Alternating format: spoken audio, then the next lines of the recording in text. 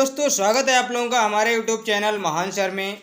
और दोस्तों, आज हम फिर इतिहास की क्लास को आगे कंटिन्यू करते हुए बढ़ते हैं।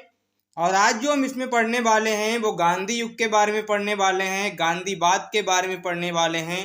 जो हमने आपको बताए थे ना कि जो राष्ट्रीय आंदोलन हुए थे तो वो 3 चरणों में हुए थे, तो ये उसका तीसरा चरण है। और ये मैं अगर बोलूँ तो ये सबसे इम्पोर्टेंट चरण है, क्योंकि यहाँ से चीज़ें बदलना स्टार्ट होती हैं।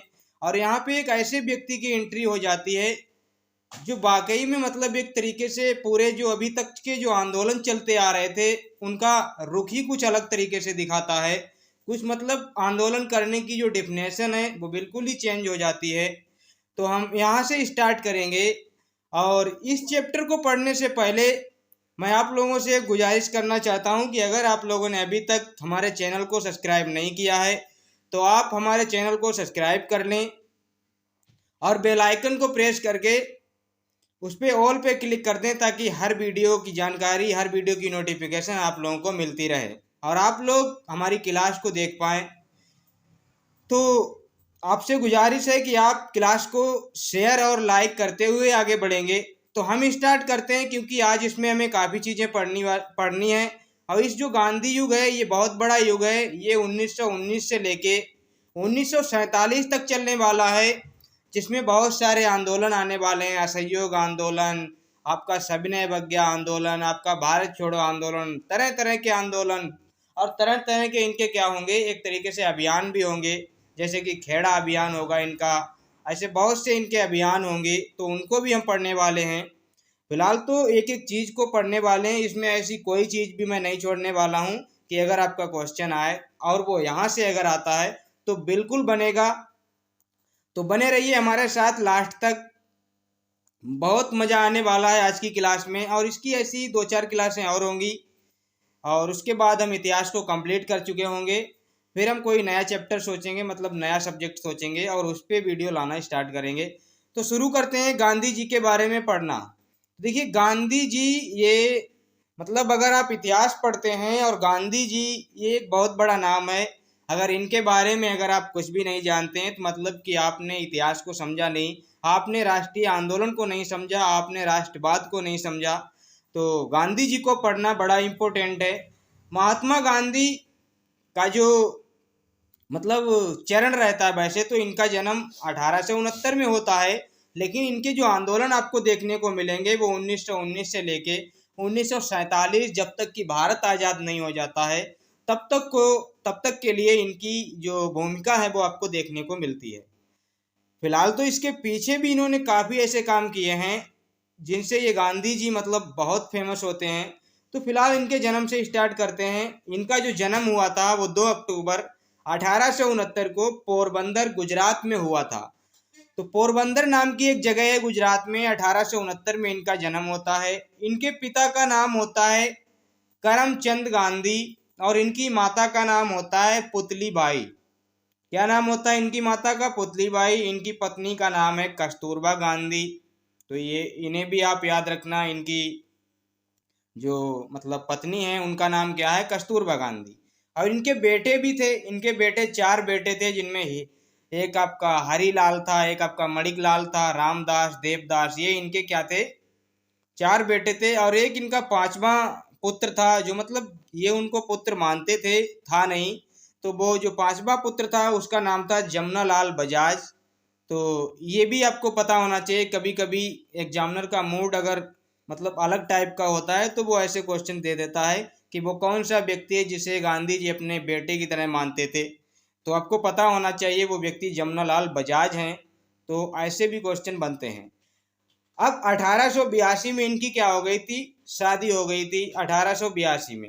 अब 1882 में हो गई थी, यहाँ पे मैंने 15 वर्ष टाइप किया है, यहाँ पे क्या है 13 वर्ष, मतलब गलती से हो गया है 15 वर्ष।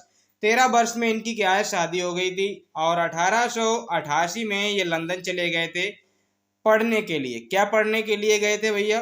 ये बैरिस्टर बनने के लिए गए थे। बैरिस्टर क्या होता है? ये बैरिस्टर होता है आपका वकील, जिसको लायर बोलते हैं। अलग अलग तरह के नाम होते हैं, लायर, वकील, बैरिस्टर। तो ये बैरिस्टर बनने के लिए आपके कहाँ गए थे? लंदन, जिसको क्या बोलते हैं, एक तरीके से विलायत भी बोल देते हैं कि विलायत गए थे पढ़ने। तो लंदन गए थे ये, और लंदन से 1891 में वापस भी आ गए थे ये। कब आ गए थे? 1891 में वापस। लेकिन हुआ क्या, ये 2 साल बाद 1893 में दक्षिण अफ्रीका चले गए थे। कहाँ चले गए थे? दक्षिण अफ्रीका। शेख अब्दुल्ला का मुकदमा वहाँ इनको लड़ना था। तो वहाँ के एक मतलब शेख थे, शेख अब्दुल्ला, उनका मुकदमा इनको लड़ना था। और उन्होंने गांधी जी को बुलाया था। तो गांधी जी वहाँ उनका मुकदमा लड़ने के लिए गए थे, क्योंकि गांधी जी की बड़ी ख्याति हो गई थी उस टाइम पे भी। मतलब जब ये पढ़ के आए थे लंदन से, उस टाइम पे भी इनकी बड़ी चर्चाएं हो रही थी। तो गांधी जी ये कहाँ जाते हैं? अफ्रीका चले जाते हैं, दक्षिण अफ्रीका। और दक्षिण अफ्रीका में एक घटना क्या होती है इनके साथ, वहीं पे एक घटना होती है। विक्टोरिया से डरबन जाते समय सेंट पीटर्स, एक स्टेशन का नाम है सेंट पीटर्स माइल्सबर्ग स्टेशन का नाम है। उस स्टेशन पे क्या किया था, गांधी जी को किसी ने धक्का दे दिया था जाते समय। मतलब उस स्टेशन पे क्या किया था, जैसे ये गाड़ी पे चढ़ रहे थे तो इनको धक्का दे दिया था और ये स्टेशन से गिर गए थे। तो ये पूछ लिया जाता है वो कौन सी स्टेशन है जहाँ पे गांधी जी को मतलब ट्रेन से धक्का दे दिया गया था। तो उस स्टेशन का भी नाम पूछ लिया जाता है। कभी कभी ऐसे पूछ लिया जाता है गांधी जी कहाँ से कहाँ को जा रहे थे, तो आपको पता होना चाहिए विक्टोरिया से डरबन जाते समय। और स्टेशन का नाम अगर पूछे तो सेंट पीटर्सबर्ग स्टेशन। इनको क्या किया था, धक्का दे दिया गया था।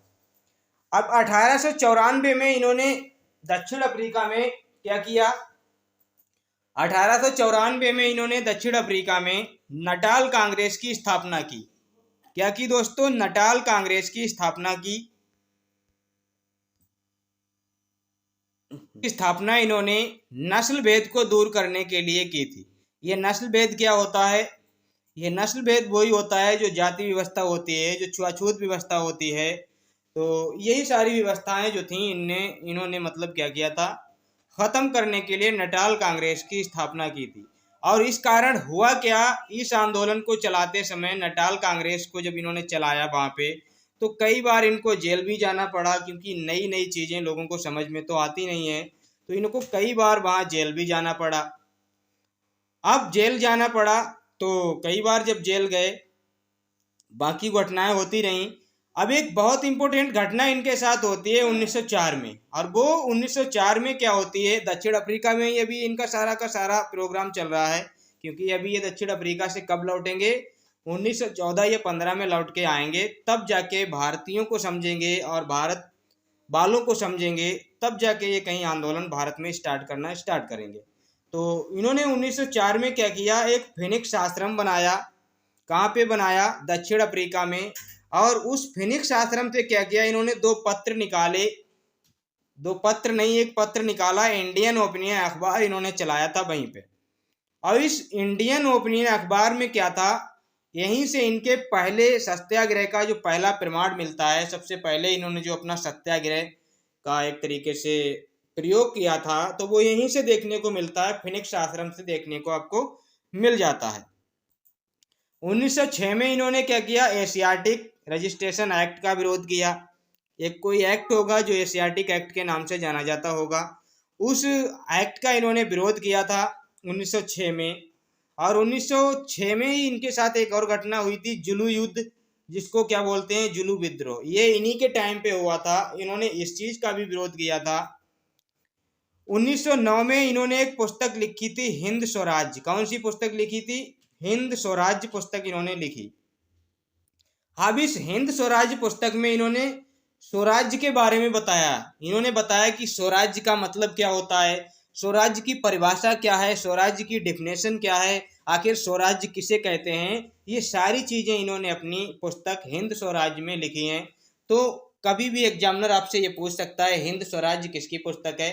और स्वराज्य जब भी नाम आता है तो आपका जो एक तरीके से वो क्या है, चला जाता कहाँ पे, बाल गंगाधर तिलक हैं, उनकी तरफ चला जाता है, क्योंकि उन्होंने स्वराज्य मेरा जन्म सिद्ध अधिकार जैसी ऐसी बातें बोली थी। तो इंसान का जो मतलब ये साइकोलॉजिकल भी होता है कि इंसान का वहीं पे दिमाग जाता भी है। तो हिंद स्वराज्य पुस्तक क्या है, ये गांधी जी की है, इसको याद रखना। कभी भी पूछा जा सकता है, ऐसी चीजें बड़ी मतलब अगर कभी भी एग्जाम में आ जाती हैं तो गलत होने के बहुत ज़्यादा चांस होते हैं। तो हिंद स्वराज्य पुस्तक गांधी जी ने लिखी है और इन्होंने स्वराज्य के बारे में इसमें जिक्र किया है। 1914 में क्या किया, गांधी जी के जो आंदोलन थे, गांधी जी के आंदोलनों ने दक्षिण अफ्रीका सरकार के अधिकांश काले कानून रद्द कर दिए थे, क्योंकि गांधी जी अलग अलग तरह के वहां पे आंदोलन कर रहे थे। कहीं नटाल कांग्रेस ला रहे हैं, तो कहीं फिनिक्स आश्रम, कहीं एशियाटिक एक्ट का विरोध हो रहा है, तो कहीं जुलू विद्रोह, कहीं हिंद स्वराज, जैसी तमाम ऐसी चीजें, मतलब लगातार एक के ऊपर एक लगातार आंदोलन करते जा रहे हैं। तो इससे क्या होता है, दक्षिण अफ्रीका की जो मतलब उसके मूल नियम होते हैं, उसके खुद के कानून होते हैं, बहुत सारे कानून उनको रद्द करने पड़ते हैं, क्योंकि जनता को समझ आ जाती हैं बातें कि आखिर सही क्या है और गलत क्या है। तो इस वजह से उनको अपने बहुत से कानूनों को रद्द करना पड़ता है। अब 1915 में क्या होता है, 9 जनवरी 1915 को गांधी जी दक्षिण अफ्रीका से भारत आते हैं। ये वो दिन है जिसको भारतीय प्रवासी दिवस के रूप में मनाया जाता है, क्योंकि गांधी जी एक बहुत बड़े लीडर थे और ये भारतीय जो आंदोलन है उसको एक नई दिशा देने वाले थे। तो ये डेट आपको पता होना चाहिए, 9 जनवरी 1915 गांधी जी दक्षिण अफ्रीका से भारत वापस आए। और इसीलिए 9 जनवरी को क्या है, भारतीय प्रवासी दिवस भी मनाया जाता है। और इनकी मुलाकात किससे होती है, यहाँ आते आते गांधी जी की जो मुलाकात है वो गोपाल कृष्ण गोखले से होती है। और गांधी जी ने अपना राजनीतिक गुरु भी इनको बनाया था। क्या बनाया था, गांधी जी ने गोपाल कृष्ण गोखले को अपना राजनीतिक गुरु बनाया था। और आपसे ये क्वेश्चन भी पूछा जा सकता है, बिल्कुल पूछा जा सकता है, कि गांधी जी ने किसको अपना राजनीतिक गुरु बनाया था, या गांधी जी के राजनीतिक गुरु कौन थे। अब ये राजनीतिक गुरु हैं, धार्मिक गुरु नहीं हैं। ये धार्मिक गुरु इनके मतलब धार्मिक गुरु इनके अलग हैं। अभी आगे स्लाइड में मैं उनकी भी बात करूंगा और इनकी भी बात करूंगा। तो 1915 में ये जब आ जाते हैं, और उसी टाइम पे क्या हो रहा होता है आप लोगों को पता होगा, 1914 से विश्व युद्ध शुरू हो जाता है। तो प्रथम विश्व युद्ध जो चल रहा था, तो ये 1915 में आते हैं। तो 15 से 18 तक ये क्या करते हैं, प्रथम विश्व युद्ध को देखते हैं। और उस विश्व युद्ध में ये करते क्या है, इनकी भूमिका क्या रहती है उस विश्व युद्ध में। गांधी जी ने लोगों को सेना में भर्ती कराने के लिए प्रोत्साहित किया, क्योंकि गांधी जी अभी नए नए आए थे, गांधी जी को पता नहीं था अंग्रेज क्या है, उनकी नीतियां क्या हैं। तो गांधी जी से अंग्रेजों ने कहा, और अंग्रेजों को भी ऐसा लगा कि ये वो व्यक्ति है जो हमारे काम में आ सकता है। तो उन्होंने कहा कि आप लोगों से कहिए कि इस समय प्रथम विश्व युद्ध चल रहा है, हमारे ऊपर बड़ा ही प्रेशर है, जापान का भी खतरा मंडरा रहा है, तो अलग अलग देश हम पे अटैक करने की सोच रहे हैं। आप अगर हमारा सहयोग करेंगे तो मैं निश्चित ही आप लोगों को आज़ादी दे दूंगा, निश्चित ही स्वराज्य आप लोगों को लौटा दूंगा। गांधी जी समझते हैं कि चलो कोई बात नहीं, अगर ऐसा ये कह रहे हैं, गिड़गिड़ा रहे हैं, तो चलो इनकी मदद कर देते हैं। और हमको क्या, हमको तो स्वराज्य चाहिए, तो हमको स्वराज्य मिल जाएगा, हमें अपना देश मिल जाएगा। तो गांधी जी मान जाते हैं, और गांधी जी को उनकी नीति के बारे में पता तो होता नहीं है। तो गांधी जी क्या करते हैं, लोगों को सेना में भर्ती कराते हैं, घर घर जाके लोगों को बताते हैं कि आप लोग इनके लिए लड़िए, और ये अगली ही साल जैसे युद्ध आपका समाप्त होता है, ये हमें आज़ादी दे देंगे, हमें स्वराज्य दे देंगे, हमें हमारा कानून, हमारा देश, हमारा सब कुछ लौटा देंगे। और लोगों की बात गांधी जी मानते भी हैं, क्योंकि गांधी जी उस टाइम पे क्या थे, जब ये गोपाल कृष्ण गोखले को अपना गुरु बनाते हैं, और गोपाल कृष्ण गोखले इनसे एक ही बात कहते हैं गांधी जी से, कि पहले आप घर घर जाके लोगों का मुआयना करो कि लोग क्या चाहते हैं, लोगों की प्रॉब्लम को समझो। तो गांधी जी उस टाइम पे घूम भी काफ़ी चुके थे, और तो गांधी जी की बातें जो थी लोगों को माननी पड़ रही थी। गांधी जी की बात कोई टाल नहीं सकता था, इतने बड़े लीडर बन के आए थे उस टाइम पे ये। तो इन्होंने क्या किया, लोगों को भर्ती कराना स्टार्ट कर दिया। अब हुआ क्या, इसी वजह से गांधी जी को एक चीज बोला जाता है, क्या बोला जाता है, भर्ती कराने वाला सर्जेंट बोला जाता है।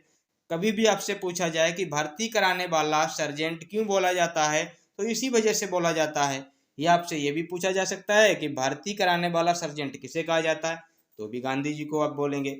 अब इसी बात के जरिए, मतलब इसी बात के लिए अंग्रेजों ने क्या किया, गांधी जी को केसरे हिंद की उपाधि दी थी। क्या उपाधि दी थी, केसरे हिंद की उपाधि दी थी अंग्रेजों ने गांधी जी को, क्योंकि गांधी जी उनके काम के आदमी निकले। उन्होंने कहा ऐसे व्यक्ति अगर हमारे साथ हो जाएं तो हमें तो कोई प्रॉब्लम ही नहीं। तो उन्होंने इनको क्या दे दिया, एक एक तगमा दे दिया, क्या केसरे हिंद की उपाधि दे दी। अब आगे देखते हैं आखिर हुआ क्या था। अब यहाँ पे पहले एक चीज देख लिए, इनके जो गांधी जी के गुरु गुरु क्या थे। एक तो राजनीतिक गुरु मैंने अभी बताए थे, गोपाल कृष्ण गोखले थे। और जो आध्यात्मिक गुरु थे वो कौन थे, रामचंद्र, क्या नाम था उनका, रामचंद्र। कहीं कहीं पे रायचंद्र भी मिलता है, तो आप कंफ्यूज ना हो, रायचंद्र मिल जाए, रामचंद्र मिल जाए, तो आप समझना यही है। फिलहाल तो जो क्वेश्चन आपसे पूछा जाता है वो राजनीतिक गुरु के बारे में ज़्यादा पूछा जाता है, और आध्यात्मिक गुरु के बारे में अभी तक ऐसा मतलब मैंने तो नहीं देखा है कि पूछा गया हो, लेकिन राजनीतिक गुरु के बारे में पूछा जाता है। अब इन्होंने क्या है, इन्होंने देखिए गांधी जी बहुत टैलेंटेड व्यक्ति थे। इन्होंने कई एक चीज़ों से मतलब प्रेरणा भी ले रखी थी, जैसे कि इन्होंने जो ब्रिटेन के एक व्यक्ति हैं रस्किन, जिनको रस्किन बॉन्ड कहा जाता है, उनसे इन्होंने क्या लिए थी, भूख हड़ताल की प्रेरणा ली थी। उनकी पुस्तकें इन्होंने पढ़ी थी, तो उनमें इन्हें भूख हड़ताल की क्या है जानकारी मिलती है। और जो रस्किन बॉन्ड हैं पुस्तक क्या है, कभी कभी पुस्तक ऐसी पूछ लेते हैं जो देखो इम्पोर्टेंट है, जहाँ से कुछ गांधी जी का लिंक है, तो उन लोगों के बारे में कभी भी कुछ भी पूछा जा सकता है। अनटू द लास्ट उनकी पुस्तक है, जहाँ से गांधी जी ने भूख हड़ताल की प्रेरणा ली थी। और आंदोलन करने की प्रेरणा इन्होंने कहाँ से ली थी, एक व्यक्ति हैं लियो टॉलस्टॉय, बहुत बड़े व्यक्ति हैं, बहुत बड़े विद्वान हैं और बहुत बड़े दार्शनिक हैं रूस के, लियो टॉलस्टॉय। उनकी एक पुस्तक है बार एंड पीस। ये बार क्या है, युद्ध, और पीस क्या है, शांति। युद्ध और शांति करके एक पुस्तक है। उस पुस्तक से इन्होंने क्या किया था, आंदोलन की प्रेरणा ली थी। 1916 में गांधी जी ने अहमदाबाद में साबरमती आश्रम बनाया। क्या बनाया था, साबरमती आश्रम। और इस साबरमती आश्रम के लिए जो गांधी जी को फंडिंग मिली थी, जो पैसा मिला था, वो अम्बालाल साराभाई ने दिया था। तो साबरमती आश्रम की स्थापना गांधी जी ने अहमदाबाद में की थी। अब आप कभी भी आइडिया ये मत लगा लेना इनका जन्म तो पोरबंदर में हुआ था, तो इन्होंने पोरबंदर में की होगी, ऐसा नहीं है। इन्होंने अहमदाबाद में साबरमती आश्रम की स्थापना की थी। 1916 में लखनऊ अधिवेशन होता है। उसी टाइम पे गांधी जी को दो व्यक्ति मिलते हैं, एक का नाम होता है राजकुमार शुक्ल और दूसरा क्या नाम है, संत राउत करके एक नाम है। तो क्या होता है, इस राजकुमार शुक्ल से जब ये मुलाकात करते हैं तो राजकुमार शुक्ल इनको क्या कहते हैं, गांधी जी से मतलब अपने यहाँ बुलाने की बात करते हैं। इन्होंने क्या है कि आप हमारे यहाँ आइए और हमारे यहाँ बड़ी प्रॉब्लम है। और ये राजकुमार शुक्ल कहाँ के थे, ये बिहार के व्यक्ति थे। तो इन्होंने बिहार में गांधी जी को बुलाया था, और गांधी जी को बिहार में बुलाया था तो वहीं पे क्या हुआ था, चंपारण सत्याग्रह हुआ था। और चंपारण सत्याग्रह क्यों हुआ था, क्योंकि गांधी जी को बुलाया गया था, इसी आंदोलन के लिए बुलाया ही गया था। और चंपारण सत्याग्रह में जो कि 1917 में होता है, 19 अप्रैल 1917 में होता है। क्या है, 19 अप्रैल 1917, ये डेट आप याद रखना कि चंपारण सत्याग्रह कब हुआ। तो 19 अप्रैल 1917 को चंपारण सत्याग्रह होता है। अब 1917 में बिहार के चंपारण जिला में ये चंपारण सत्याग्रह करते हैं। गांधी जी ने सत्याग्रह का प्रथम प्रयोग यहाँ पे किया। हालांकि वैसे तो 1904 में भी इन्होंने साउथ अफ्रीका में भी किया था, लेकिन भारत में ऐसा पहली बार हो रहा था जहाँ पे इन्होंने सत्याग्रह का प्रयोग किया था। अब यहाँ पे प्रॉब्लम क्या चल रही थी, पहले उस प्रॉब्लम को समझते हैं, फिर देखते हैं इन्होंने क्या किया उस प्रॉब्लम को सोल्यूशन के लिए। देखिए प्रॉब्लम यहाँ पे क्या थी, किसानों को कम से कम अंग्रेजों के हिसाब से क्या था, अंग्रेज इनको जबरदस्ती फोर्स कर रहे थे किसानों को कि कम से कम 3/20, 3/20 का मतलब है अगर आपके पास 20 बीघा खेती है या 20 एकड़ खेती है तो कम से कम 3 एकड़ पे नील की खेती करना आपको आवश्यक है, अनिवार्य है, आप इससे बच नहीं सकते। आपको नील की खेती करना ही करना है। और नील की खेती क्या है, इसको ही बोलते हैं क्या, कैश क्रॉप बोलते हैं, मतलब नकदी फसलें उगाओ। और ये नील की खेती क्या थी, एक नकदी फसल थी। अंग्रेजों का कहना था आप नकदी फसलें उगाइए और हम इनको क्या है, क्योंकि उस समय इंडस्ट्रियल रिवोल्यूशन तो चल ही रहा था भारत में, मतलब इंग्लैंड में क्या थी, औद्योगिक क्रांति चल रही थी और भारत में भी उसका असर दिख रहा था। तो ये नील की खेती, ये नकदी फसलें क्यों हो रही थी, क्योंकि ये कच्चे माल से एक पक्का माल तैयार करके इंडस्ट्री को डेवलप करके और उसको बेचा जाता था, उससे मुनाफा कमाया जाता था। तो इसलिए ये तिनकटिया प्रणाली वहां पे चल रही थी। तिनकटिया इसे इसलिए बोला गया क्योंकि 20/3 मतलब 3/20, 20 में से तीन बीघा पे आपको क्या करना है, नील की खेती करनी है। और इस प्रणाली को क्या बोला गया, तिनकटिया प्रणाली को बोला गया। और गांधी जी ने इस प्रणाली को क्या कर दिया था, समाप्त कर दिया था। गांधी जी ने ये मतलब कि किसान अपनी मर्जी से जो फसल उगाना चाहेंगे वो उगाएंगे, आप उनको फोर्स नहीं कर सकते, आप उनको ये मतलब नहीं कह सकते कि आप ये उगाइए वो उगाइए। और गांधी जी के जो चंपारण सत्याग्रह हुआ था ना, उसमें गांधी जी के साथ कौन कौन लोग गए थे उनके बारे में कभी कभी पूछ लिया जाता है कि गांधी जी जब चंपारण सत्याग्रह के लिए गए थे तो इनमें से कौन सा व्यक्ति है जो उनके साथ नहीं गया था, या इस तरह से भी पूछ लेता है कौन उनके साथ गया था। तो देखिए, एक तो राजेंद्र प्रसाद थे, इनका नाम आपको जरूर याद रखना है, राजेंद्र प्रसाद जी का। और जेबी कृपलानी थे, ये दोनों बहुत अच्छे मित्र थे गांधी जी के। तो ये तो गए थे। एक ब्रज किशोर एक व्यक्ति हैं, एक नारायण सिन्हा हैं, रामनाथ प्रसाद हैं और मजहरुल हक हैं। तो ऐसे ये लोग क्या गए थे, गांधी जी के साथ चंपारण सत्याग्रह में गए थे। तो ये बातें आपको पता होनी चाहिए कि चंपारण सत्याग्रह में कौन कौन लोग वहां पे गए थे। अब आगे बढ़ते हैं। चंपारण आंदोलन में रविंद्रनाथ टैगोर ने गांधी जी को महात्मा की उपाधि दी थी। जब ये चंपारण आंदोलन हो रहा था और इन्होंने चंपारण आंदोलन की जो समस्या थी उसको दूर कर दिया था, तिनकटिया प्रणाली समाप्त कर दी थी, और इसी बात को लेके रविंद्रनाथ टैगोर ने इनको महात्मा की उपाधि दी थी। तो आपसे पूछा जा सकता है,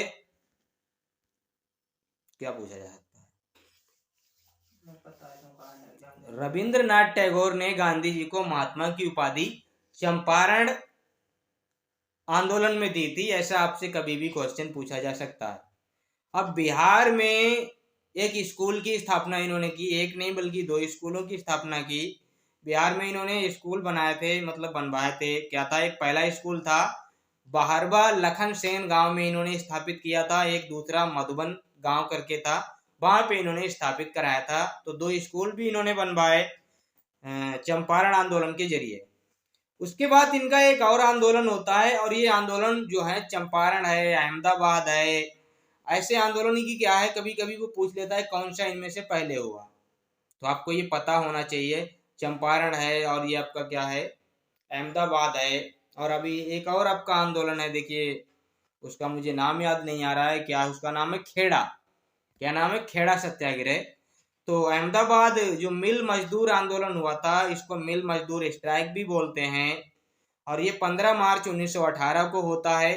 इसमें क्या होता है, पहले इसकी पूरी घटना को समझिए, आपको समझ में आ जाएगा आखिर के मामला क्या था।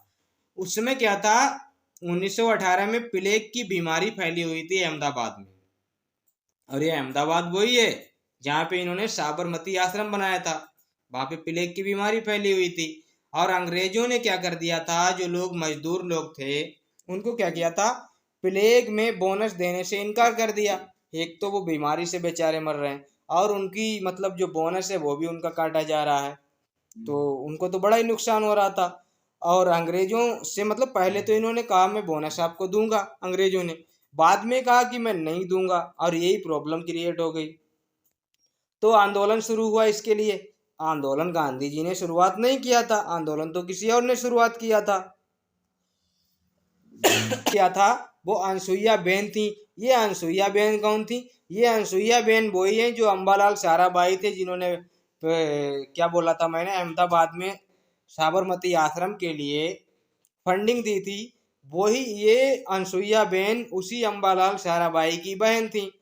तो इन्होंने क्या किया था, आंदोलन की शुरुआत की थी। बाद में गांधी जी इस आंदोलन से जुड़ जाते हैं, और गांधी जी का दबदबा इतना हो गया था, गांधी जी जिस आंदोलन से जुड़ जाते थे वो आंदोलन सक्सेसफुल हो जाता था। और ये एक इत्तेफाक भी हो सकता है, ये अंग्रेजों की चाल भी हो सकती है, क्योंकि गांधी जी का इस्तेमाल अंग्रेज करना चाह रहे थे, इसीलिए वो इनकी बात भी मान लिया करते थे। तो ऐसा भी हो सकता है। अब बात क्या हुई, देखिए यहाँ पे बोनस की मांग हो रही थी, और जो बोनस था वो कितनी मांग थी, मजदूरों की जो मांग थी वो 50% थी, और मिल मालिक कह रहे थे कि हम तो भैया 20% दे पाएंगे। लेकिन बात गांधी जी की आती है तो गांधी जी ना इधर की रखते हैं ना उधर की रखते हैं।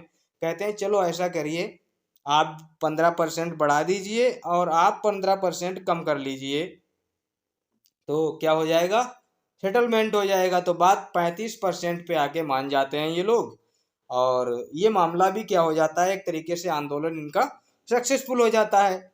और यहीं पर आपको एक बात बता दूं मैं, गांधी जी ने पहली बार भूख हड़ताल यहीं पर की थी। इस बोनस के लिए ही गांधी जी ने क्या किया था, भूख हड़ताल की थी, जिसमें 21 दिन की मतलब क्या की इन्होंने, भूख हड़ताल की थी। 21 दिन गांधी जी भूखे रहे थे इस आंदोलन के जरिए, और इन्होंने इस आंदोलन को सक्सेसफुल बनाया था। अब आगे देखिए, आगे एक और आंदोलन होता है और उसका नाम है खेड़ा आंदोलन। इसको खेड़ा सत्याग्रह भी बोलते हैं और खेड़ा आंदोलन भी बोलते हैं। अब ये खेड़ा भी आपका गुजरात में ही है, अहमदाबाद भी गुजरात में ही था, बस चंपारण को आपको ध्यान रखना है, वो बिहार का जिला है। और वहां पे क्या घटना हुई थी वो मैंने आपको समझा ही दी। अब खेड़ा सत्याग्रह में क्या होता है, ये भी किसानों की एक प्रॉब्लम थी। ये आंदोलन किसानों के लिए किया गया था। किसके लिए किया गया था, ये आंदोलन किसानों के लिए। और क्या किया गया था, किसानों की जो थी वो फसलें क्या हो गई थी, नष्ट हो गई थी। एक तो किसानों की बेचारों की फसलें नष्ट हो गई, और अंग्रेज उनसे लगान मांग रहे थे। अब जिसकी फसल ही नहीं हुई है वो लगान किसका देगा। तो अंग्रेज लगान मांग रहे थे जबकि फसलें हुई नहीं थी। तो लगान में ये छूट के विरुद्ध क्या था, मतलब छूट नहीं दे रहे थे अंग्रेज, क्या थे, लगान में छूट नहीं दे रहे थे। तो इसके विरुद्ध ये क्या हुआ था, खेड़ा सत्याग्रह हुआ था। गांधी जी विट्ठल भाई पटेल, जो कि सर्जेंट ऑफ, ये सर्जेंट नहीं है, ये सर्वेंट है, क्या है, सर्वेंट ऑफ इंडिया के सदस्य थे, उनके साथ खेड़ा पहुंचते हैं। गांधी जी विट्ठल भाई पटेल, जो कि सर्वेंट ऑफ इंडिया के सदस्य, इनके साथ खेड़ा पहुंचते हैं। अब गांधी जी की मुलाकात किससे होती है, गांधी जी की मुलाकात इंदुलाल याग्निक और वल्लभ भाई पटेल से होती है। और ये दो व्यक्ति इनके साथ हो जाते हैं, हालांकि और भी लोग साथ हो जाते हैं। और इन वल्लभ भाई पटेल ने, जब गांधी जी से इनकी मुलाकात हुई थी, इससे पहले ये वल्लभ भाई पटेल जो थे ये वकालत करते थे। और जब वल्लभ भाई पटेल को पता चलता है कि वकालत तो गांधी जी भी कर रहे हैं, क्या है, गांधी जी भी क्या कर रहे हैं, वकालत ही कर रहे हैं, और इन्होंने तो सारा काम धाम छोड़ के ये तो आंदोलनों में लगे हुए हैं। तो वल्लभ भाई पटेल ने भी अपनी क्या की थी, ये सारी व्यवस्था छोड़ दी थी, क्योंकि उसी टाइम पे असहयोग आंदोलन आने वाला था। तो इन सभी लोगों ने मतलब उसका भी साथ दिया था, हालांकि अभी नहीं छोड़ी थी, असहयोग आंदोलन के जरिए ही छोड़ी थी। तो गांधी जी ने इनके साथ मिलकर गांव का दौरा किया, पूरे खेड़ा का दौरा किया, और दौरा करने के बाद कुछ अनुमान लगाया, और इन्होंने किसानों का जो लगान था उसको माफ भी करा दिया था। अंग्रेजों से क्या कर दिया था, माफ करा दिया था। और अंग्रेज पता नहीं गांधी जी की बात क्यों मान लेते थे। अब ये तो उन्हीं का लॉजिक है, वही अपनी जाने की ऐसा क्यों हो रहा था। तो गांधी जी के 3 लक्ष्य भी थे इस आंदोलन को लेके। इस जो खेड़ा सत्याग्रह था ना, इसको लेके क्या थे, एक तो हिंदू मुस्लिम एकता को कायम रखना था, दूसरी एक छुआछात विरोधी जो थी, मतलब ये संघर्ष था, इसको भी दूर करना था, और तीसरा देश की स्त्रियों की सामाजिक स्थिति को सुधारने का इन्होंने एक निर्णय लिया था, एक अपना मिशन लिया था। तो ये इनके 3 क्या थे, मिशन थे। तो आज की जो दोस्तों क्लास है वो यहीं तक रहने वाली है। हम ज़्यादा लंबी क्लास करना नहीं चाह रहे हैं। अगले पार्ट में अगली मतलब बात करेंगे जो गांधी जी के अभी असहयोग आंदोलन है, जलियांवाला बाग है, रॉलेट एक्ट है, ऐसी तमाम बीमारी, तमाम मतलब घटनाओं के बारे में बात करेंगे, और बड़े अच्छे से बात करेंगे, आंदोलनों को समझेंगे। खिलाफत आंदोलन आखिर असहयोग आंदोलन में क्यों मिल गया था, या असहयोग आंदोलन को खिलाफत आंदोलन का नाम क्यों दे दिया जाता है, तो ये सारी बातें करेंगे। तो मिलते हैं नेक्स्ट वीडियो में, तब तक के लिए धन्यवाद।